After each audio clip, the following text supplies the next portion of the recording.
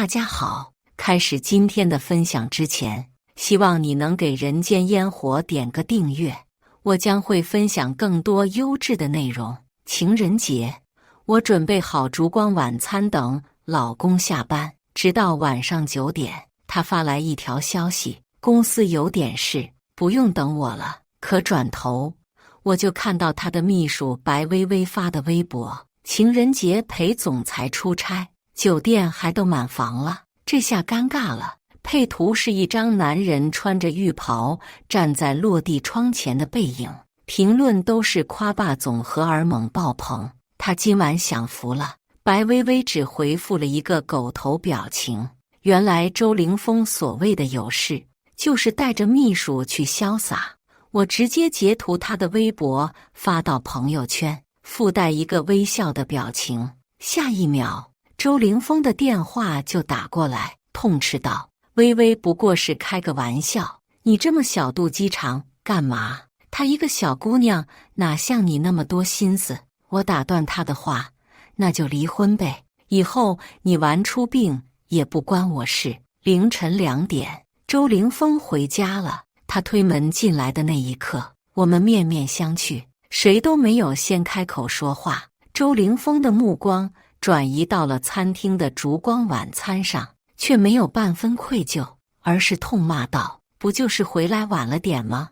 你发那条朋友圈什么意思？整天阴阳怪气，烦死了。见我没有说话，他把一套名牌塑身衣扔到了我身上。薇薇特意买给你的，你看看人家多有心。他说你要是还不接受他的道歉，他就把微博注销掉。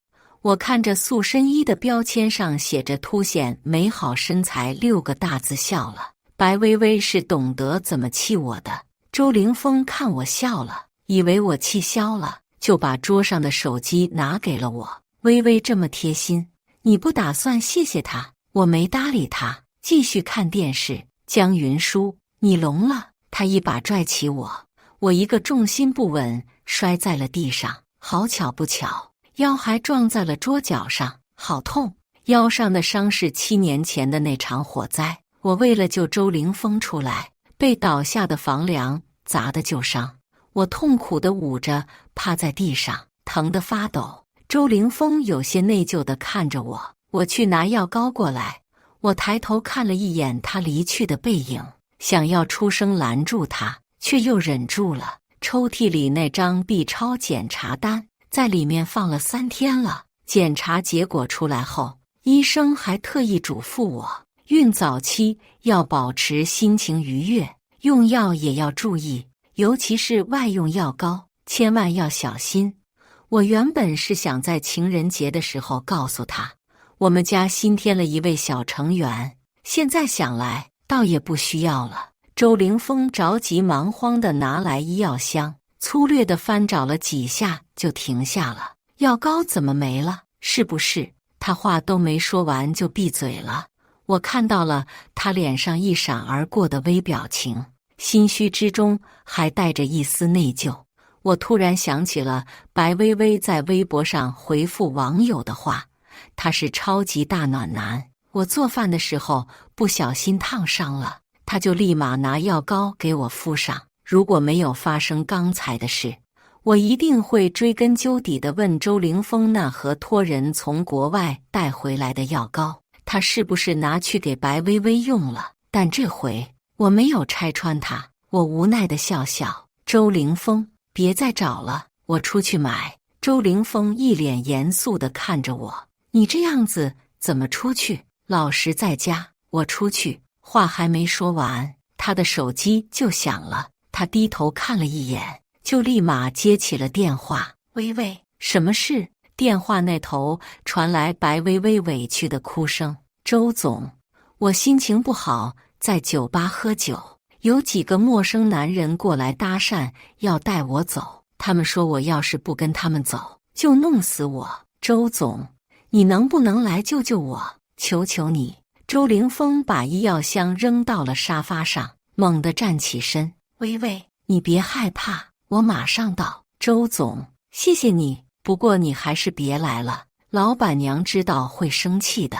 我会自己想办法解决的。他有什么资格生气？说完，他又冷冷地瞥了一眼蜷缩在地上的我。挂掉电话后，周凌风就急匆匆地要出门。周凌风，等等！我连忙叫住他。江云舒，你能不能不要再无理取闹？手机钱包不拿，怎么去救人？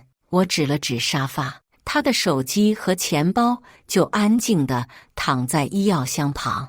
周凌风看了一眼旁边的医药箱，愣了一会儿。我先去救微微，回来带你去医院。说完，他就急匆匆地出门了。天亮了，我还是没有等到周凌风回来，疼痛愈发强烈，我实在忍不了，才叫了救护车。在等救护车过来的时候，我刷了会微博，刚好刷到了白薇薇新发的动态。她发的大体意思就是自己在酒吧被小混混动手动脚，周凌风及时赶到，为了救她跟小混混起了冲突，还被小混混打了一拳。他觉得很感动。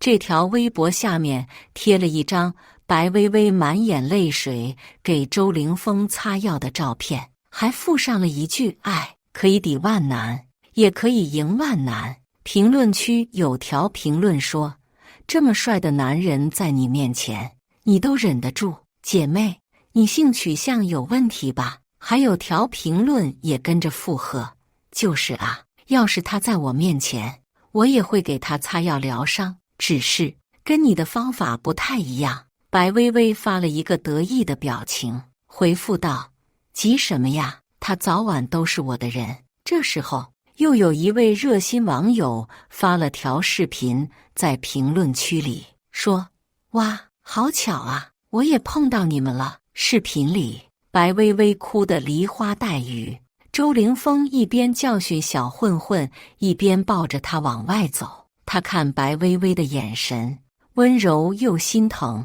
我突然想起半个月前，周凌风喊了一堆人去会所喝酒，我到会所的时候，大家还没到。周凌风说公司临时有点事要处理，一会儿就来。没过多久，一个男人就走进来了，他是周凌风的合作伙伴，叫吴昕。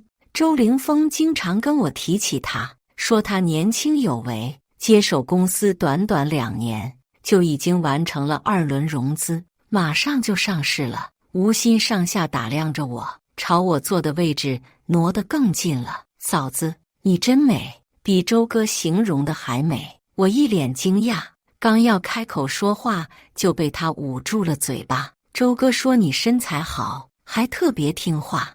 吴昕一把扯住我的头发，强迫我靠近。他在我耳边轻声道：嫂子，你有多听话啊？我拼命地推他，想要挣脱出来。吴昕似乎被惹怒了，恶狠狠地咬了我的脖子一口。见我没有吭声，又把刚点的雪茄按在了我的锁骨上。我被烫得生疼，使劲推开他，跑了出去。跑走到大堂的时候，正好撞到了周凌风和白薇薇。周凌风好像没看见我一样，搂着白薇薇绕过我走了进去。白薇薇还特意回头冲我得意地挥手。她白皙无瑕的脖子上戴了一条璀璨夺目的心形黄钻项链。这条心形黄钻项链我看着十分眼熟，是周凌风在参加苏富比拍卖的时候拍下来的。他说等情人节的时候送我，后来又说我太胖了，戴着不好看。直到半夜，周凌风才带着一身酒气回了家。江云舒，你今天又怎么了？人还没到齐你就走了，你哪来的这些大小节脾气？面对他的斥责，我露出了脖子上的咬痕和锁骨上被雪茄烫伤的水泡。他大惊失色，走过来关心我：老婆，疼不疼？这是怎么受伤的？我把在会所发生的事一五一十地告诉了他。他冷哼一声：江云舒，撒谎有意思吗？撒谎也不找一个像样的理由。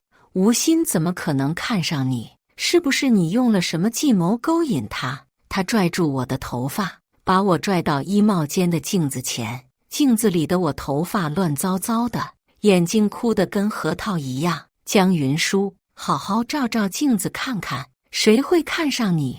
看看你肚子上的肥肉，恶不恶心？说完，他就回了卧室。我跪在衣帽间，哭到了天亮。第二天，周凌风又送了我一条卡地亚钻石项链给我赔罪。我以为那件事会永远地消失在我的记忆里，可今天看到白薇薇微博评论区的那段视频的时候，我又想起了当初周凌风看我时眼中的嫌弃和嘲笑。救护车来了，我被医护人员抬上了担架。在急诊室输液的时候，我给好朋友何飞发了条微信：菲菲，我要离婚了。从医院回来后，我在家里休养了几天，本以为能就此消停一阵子，直到被一阵又一阵的手机铃声吵醒。我有气无力地接起电话，电话那头的周凌风声音冷冷的：我来接你出去吃饭。我还没应声，他就把电话挂了。我想着离婚前跟他和平相处，便换上衣服出了门。看到我一脸疲惫的出来，周凌风才突然想起自己忘记给我买药膏了。吃饭的餐厅刚好路过医院，我先带你去医院。不用了，都过去好几天了，早没事了。他长舒一口气，我觉得也是，毕竟都7年了，就算疼也是你心理作用。我自嘲地笑了笑，对啊，都7年了。当初我用尽全身力气把周凌风推了出去，自己被倒下的房梁压在了熊熊大火之中，肋骨骨折了3根，尾椎骨骨裂。这么多年过去了，哪怕是一点小小的磕碰，都会疼痛难忍。我怕周凌风知道后内疚，从来没有告诉过他。那时我就留下了后遗症，而不是他所谓的被害妄想症。可是我们在一起7年，但凡他爱我、关心我，又怎么会不知道我疼不疼？周凌风一边开车一边给我讲那天晚上的事情。我把微微救出来后，微微受了惊吓，我怕她出事，就多陪了陪她。你不要乱想。我冷漠地看着车窗外，我没有乱想，他是你秘书，你多陪几天是应该的。周凌风似乎不满意我的回答，猛地踩了一下刹车，我的耳机掉进了车座底下。我趴下捡耳机，却捡到了藏在车座下的一条泳衣。如果是在半个月前，我一定会拿着这条泳衣歇斯底里地跟他发疯，但现在我只是笑笑，捡起那条泳衣放到了后座上。周凌风面露难色，哦，这个啊，应该是微微上完游泳课不小心落在车上的。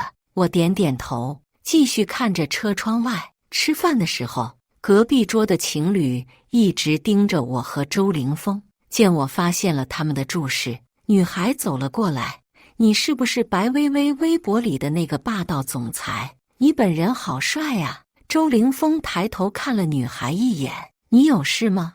女孩有些八卦地问：那你和白薇薇是在交往吗？周凌风看了看埋头吃饭的我，笑着对女孩说：对，我和白薇薇是在交往。我朝女孩笑了笑，随即感到小腹有些刺痛感。女孩疑惑地看着我：那她是谁呀？周凌风脱口而出：保姆。女孩临走前还依依不舍地跟周凌风说：我会一直支持你们的，你们一定要结婚呀。周凌风目送他们离开后，转头给我加了个冰激凌球：老婆，你别在意，微微微博里的霸道总裁爱上我的视频系列现在很火，对公司的宣传是有好处的。你不知道微微现在有多开心，我如果在私底下拆她的台，她会伤心的。我对她的解释毫无兴趣，我不在意，你不用解释。这时候，小腹的刺痛感越来越严重，我痛苦地捂着小腹，脸色也变得煞白起来。回家路上，周凌风又接到了白薇薇打来的电话：周总，你能不能来游泳馆接我？我穿的有点露，不方便打车，求求你啦，拜托拜托。经不住电话那头的白薇薇撒娇发癫，周凌风宠溺地笑了笑，好好好，我马上过来。周凌风挂掉电话后，握住我的手亲了一口，老婆，我们一起接薇薇，这样你就不会乱想了。周凌风，你不能去，我的肚子好痛，你赶快带我去医院，快点。他听到我的话后，脸色一下子就阴沉起来。江云舒，你能不能不要这么矫情？我怕你乱想，才想带你一起过去，没想到你跟我玩上了苦肉计。我没心思跟你玩苦肉计，快带我去医院。我没在开玩笑，我真的很痛，别装了，一点也不像。我突然感觉到一股湿热的液体流出，我怀孕了，现在肚子很痛，可能是先兆性流产，所以我们现在必须去医院。周凌风并不相信我的话，他愤怒地看着我，平时你跟我演戏也就算了，怎么现在连怀孕你都敢拿来骗我了？我们结婚4年，哪一次做过安全措施？这4年怎么怀都怀不上，怎么现在我要去接薇薇，你就突然怀上了？他越说越愤怒，猛地踩了一下刹车，给老子滚！滚！你不是着急去医院吗？又肚子疼又流血的，赶紧给老子滚！浪费老子接薇薇的时间。好，我滚！我刚要下车，就被他一把拽住。我真的不能对你太好，把你惯得越来越不听话了。我们离婚吧。周凌风，他似乎是被我的这句话给惊住了。离婚？我点点头。何飞已经帮我做好离婚协议了。他松开了我，一脸震惊地看着我。江云舒，你真要跟我离婚？你可得想好了，除了我，没人会要你这种装腔作势的女人。想好了，再见。说完我便要下车，他见我要下车，猛踩油门，我被这突如其来的一脚油门撞飞了出去。在路人们的尖叫声里，我倒在了血泊之中。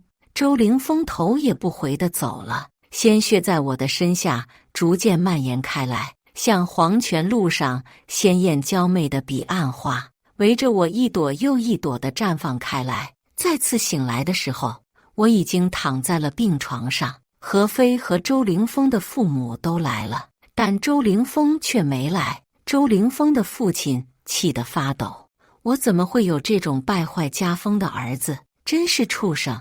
周凌风的母亲也哭得伤心。凌风怎么不接电话呢？儿媳妇都伤成这样了。何飞在一边淡淡地说：江云舒，我们报警吧。周凌风这是杀人未遂。周凌风的母亲立马就坐到了我床边，摸着我的头发说：儿媳妇，咱们都是一家人，一家人哪会没有个磕磕绊绊呢？凌风是个懂事的孩子，他一定会跟你道歉的。何飞刚要开口对他，我就拦住了。菲菲，你去帮我买点吃的吧，我好饿。何飞点头应下，便出去了。现在病房里只剩下了我和周凌风的父母。我双手撑着床，艰难地坐了起来。爸妈，我们要离婚了。周凌风父母听完我这句话后，差点晕倒在病房里。云舒，离婚不是儿戏，若你们离婚的新闻一出，对家里公司也是有影响的。儿媳妇，凌风对你多好啊，你不能因为一时生气就做了冲动的决定啊！一日夫妻百日恩啊，对我多好！这4个字如同针扎在我心上一般，字字都疼。对我好，那他为什么没来医院看我呢？周凌风的父母面面相觑，不知道该说什么。你们想知道他在干嘛吗？说完，我从枕头下拿出了手机，点开了白薇薇的微博。白薇薇的最新动态是跟周凌风的接吻照，还配了一句话：爱你，是我做过的最勇敢的一件事。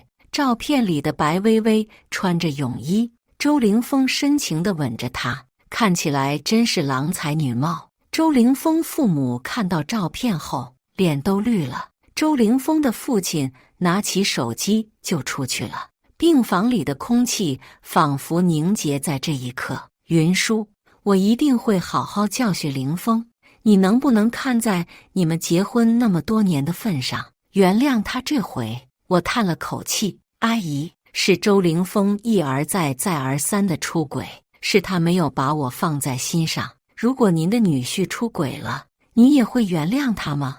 我虽然自小没人疼爱，父母也死得早，但他们还在的时候，教过我分辨是非对错。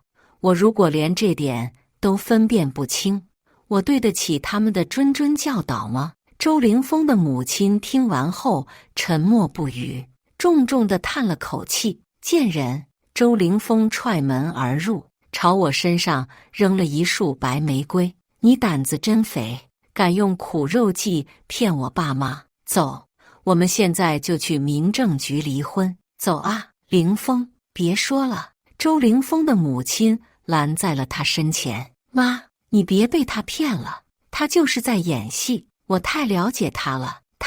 我从病床上摔了下来，浑身冒冷汗，胸口憋闷的仿佛要窒息。何飞看到后，转头就跑去喊护士。护士推了监护仪和氧气瓶进来，盖上氧气罩后，我才逐渐缓了过来。你们不知道病人有哮喘吗？何飞瞪了周凌风一眼，不光不知道他有哮喘，还想杀人呢。周凌风呆滞在原地，他看我虚弱地躺在床上，脸上竟浮出了一丝内疚。老婆，对不起，我不知道你有哮喘。我没有埋怨他，因为我知道他心里已经没有了我的位置。何飞见我逐渐平稳下来，怒气冲冲地走到周凌风面前，甩了他一耳光。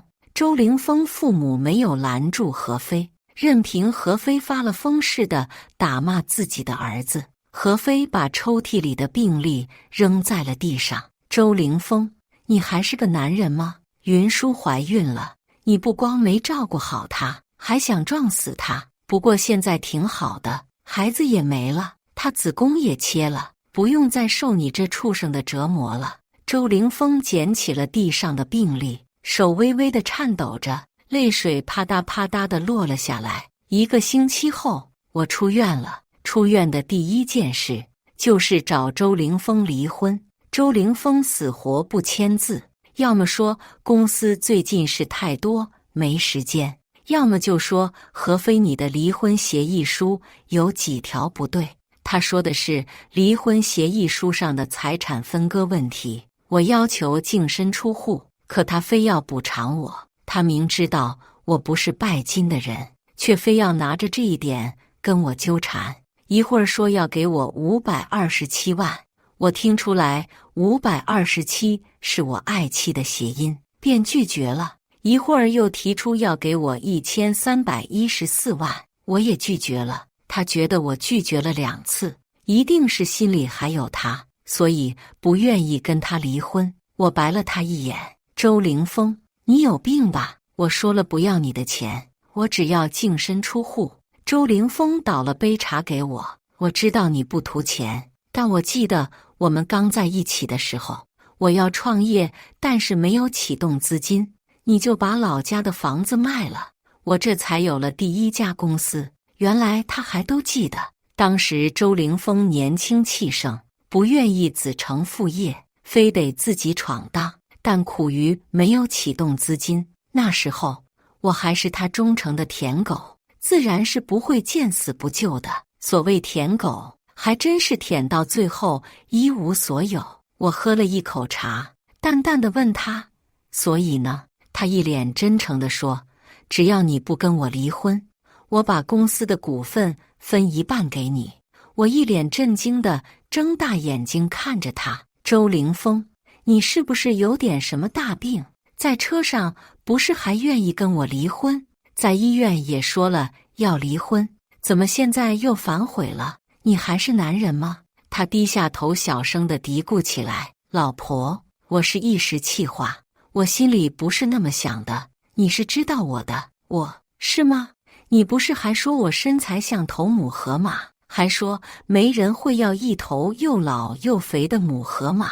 而你离婚后，柳暗花明又一村，这也是一时气话。周凌风的头都快要低到地毯上了。对，那是一时气话，不是真的。我冷笑一声。那天他们公司开年会，白薇薇盛装出席，很多公司员工好奇我的长相。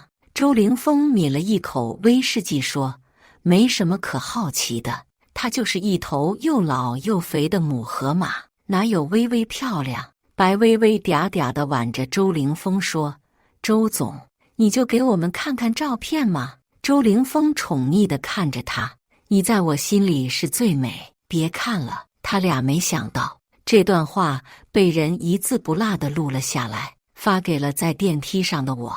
我赶到宴会厅后，还被周凌风嘲笑了一番，怎么穿得这么低俗。说完，他牵着我的手落座。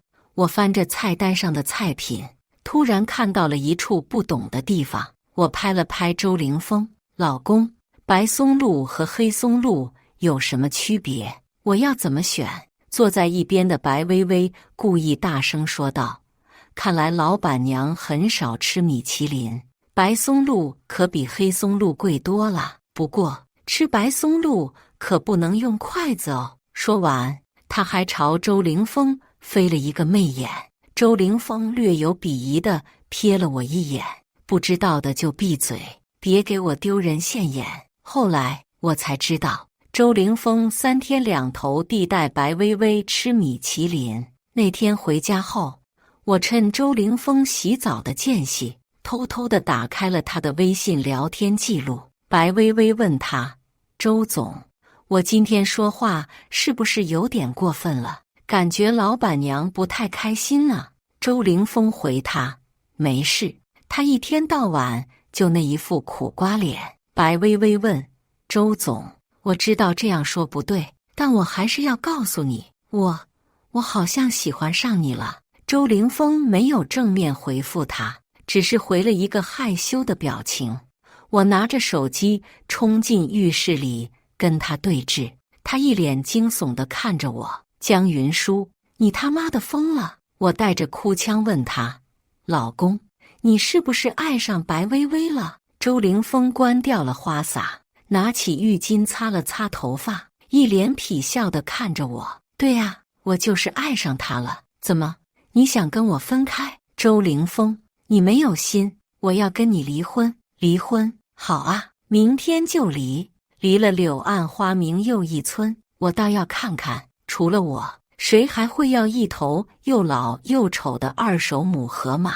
我哭得撕心裂肺。周凌风，你怎么能这样对我？周凌风无奈地摊摊手，这样对你又怎么了？有本事离婚啊！你又不是第一天认识我，我这人就这样了，忍不了就滚。他说的对，我认识他这么多年，向来是知道他是怎样的人，只是舔狗舔久了，也就习惯了。他对我的冷漠伤害，我觉得那是高冷迷人。他忽冷忽热，我觉得他是欲擒故纵。抛下舔狗的身份，我才发现，过去的我一直活在对他的幻想里，是我用自己的爱给他身上镀了一层金光。我心意已决，打算搬出去住。他见我拖着行李箱出门，一下子挡在了我的身前。别走了，如果你觉得我碍眼，我搬出去。我看着后院里种下的一片薰衣草，它们不知道在什么时候已经悄悄地绽放了，站在门口都能闻见薰衣草的幽香。我叹了口气，还是等薰衣草花期结束之后再搬吧。周凌风站在我身后轻轻地说，老婆，我要出国谈点事，如果我回来后你还想离婚的话，我们就离婚。4天后，周凌风打电话过来，老婆，我回国了，现在就在家门口，你能不能把门打开？周凌风前脚刚出国，我后脚就找人把大门和后门的锁全换了，没告诉他，更没打算告诉他。我淡淡地说，我在蓝峰会所，你过来找我吧。我点了一壶碧螺春，刚落下，一个身材火辣的女人坐在了我面前。坐在我面前的女人正是白薇薇。周凌风出国的这3天，白薇薇找不到他，天天在我家门口蹲守。我嫌烦，就打电话让保安把他撵走。他只好天天守在小区大门口等我跟踪我。白薇薇看起来好憔悴，原本机灵有神的眸子突然变得灰暗无光。我给她倒了一杯碧螺春，她瞪大眼睛看着我。周总找你了是吗？他为什么不理我，却理你？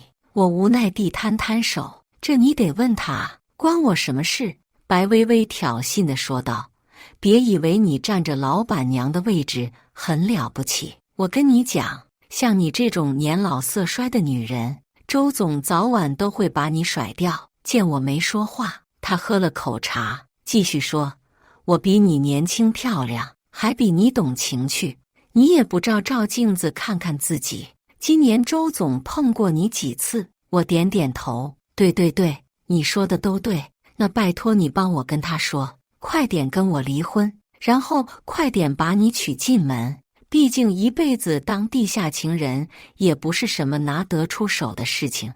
白薇薇眼睛瞪得跟玻璃球一样圆，老河马，你说谁是地下情人？我叹了口气，悠悠地说，我呗。白薇薇觉得自己下不来台，便端起跟前的一杯碧螺春泼到了我的脸上。我立马站起身，端起一壶碧螺春浇在了她的头上。白薇薇被烫得哇哇大叫，想要冲过来打我，却被人推到了一边。白秘书，你这是在做什么？周凌风面露寒意站在一边，眼底燃烧着怒火。周总，他拿茶水泼我脸，好痛，微微好痛。白薇薇哭得梨花带雨，我可没有，是他自己瞎编的，想要甩锅给我。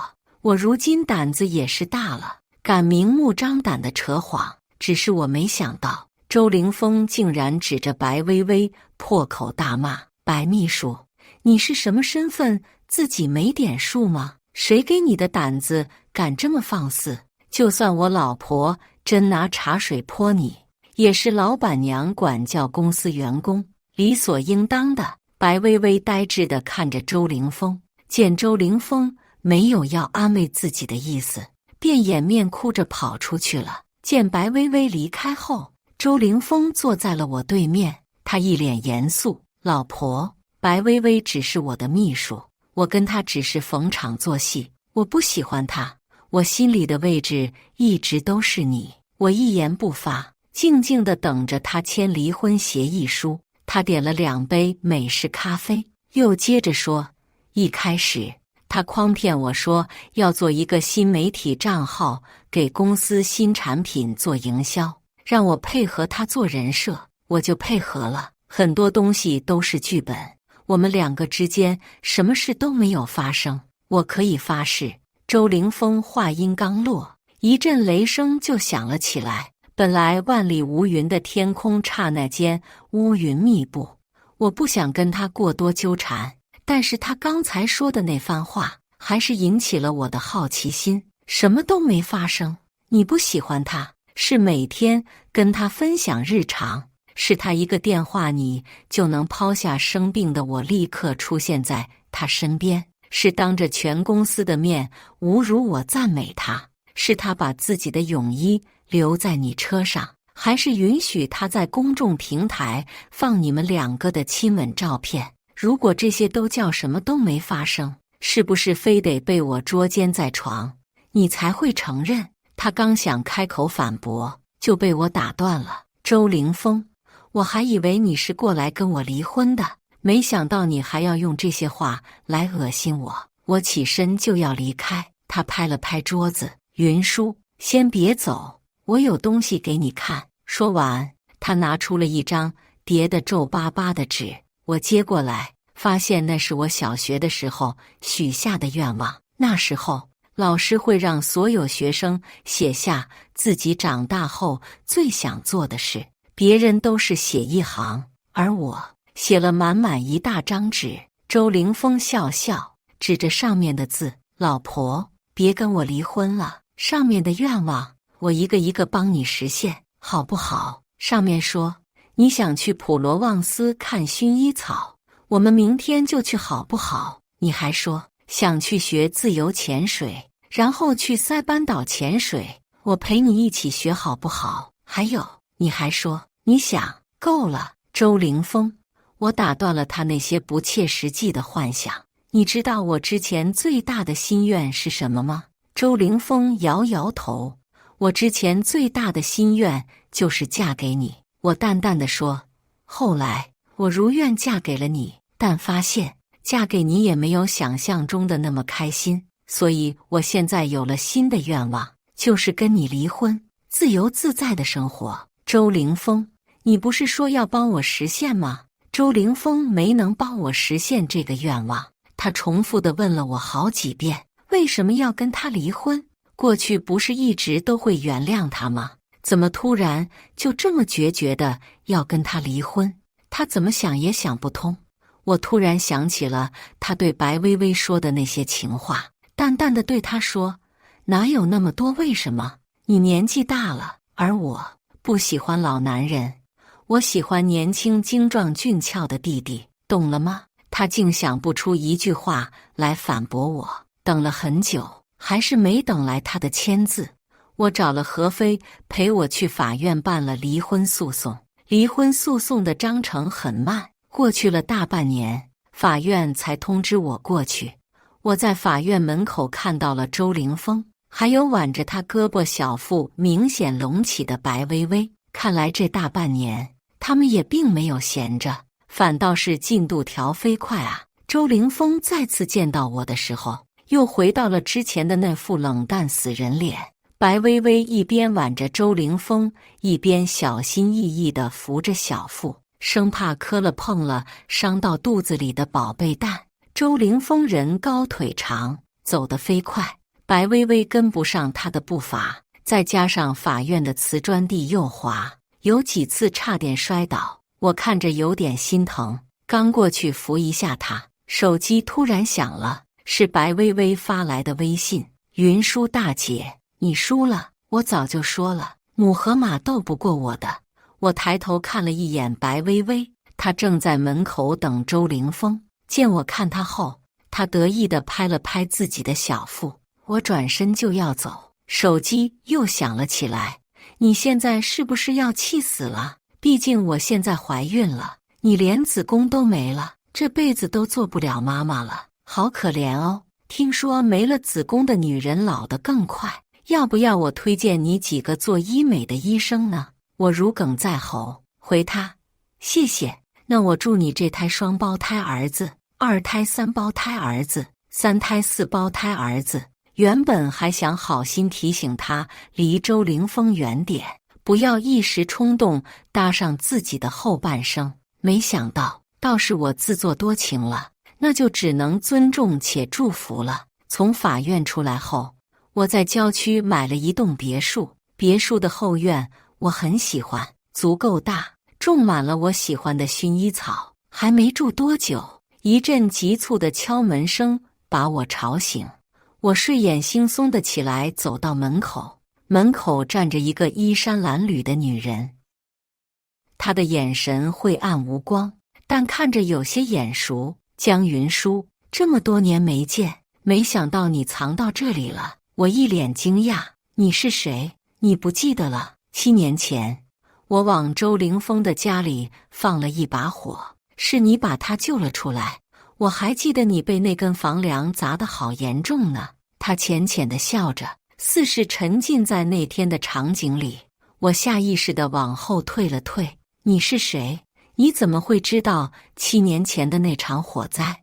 我一直单纯地以为那场火灾是场意外。我被送进医院后，火灾的事情是周凌风的父母全权负责的。等我痊愈出院后，所有事情都妥善处置，尘埃落定。我叫宋明玉，你应该有印象。宋明玉，我确实有印象，她是我们大学的校花，我见过她几次，明艳漂亮，多才多艺，印象很深，笑起来很甜很治愈，甜的仿佛能带走所有的不开心。我仔细地看着眼前这个蓬头垢面、衣衫褴褛的女人，除了眼睛一样好看，几乎已经完全没有了当年校花的明媚气息。宋明玉说，她是在辩论赛的时候认识周凌风的。他们第一次发生关系后，周凌风心有所愧，告诉他其实他有女朋友了。他想跟周凌风分手，却发现自己怎么也割舍不了对他的情感，他便放下了礼义廉耻，开始知三当三。2年过去了，宋明玉疑心病愈发严重，直至确诊了重度抑郁症。他想死，还想拉着周凌风一起死，所以才在周凌风的家里放了一把火。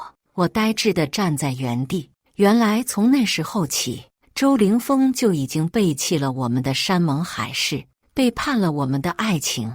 对于出轨的人来说，出轨只有0次和无数次，而周凌风的父母明明知道所有事，却始终当作什么事都没发生过一样。想起他们对我的嘘寒问暖，我突然觉得一阵恶心。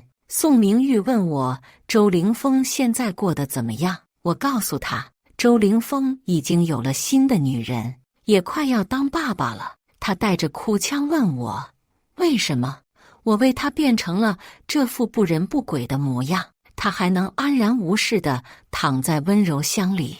我拍了拍宋明玉的肩膀，该走出来了，不要一直停留在过去，不值得，不值得啊！宋明玉，你值得更好的生活啊！宋明玉叹了口气，江云舒，我可真佩服你，7年的感情说放下就放下了。我刚想开口反驳，他就转身离开了。第2天早上，电视和手机就开始疯狂播报昨天晚上发生的社会新闻。